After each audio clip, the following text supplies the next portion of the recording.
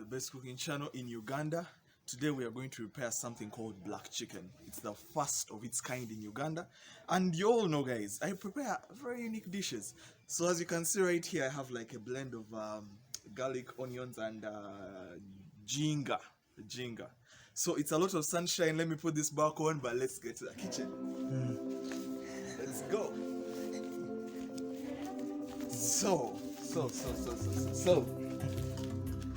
This is our kitchen. As you can see, the wide area, it's wide. Let's have some fun. So pause. So we are going to start with an ordinary 1 kg to start marinating this bad boy. Curry.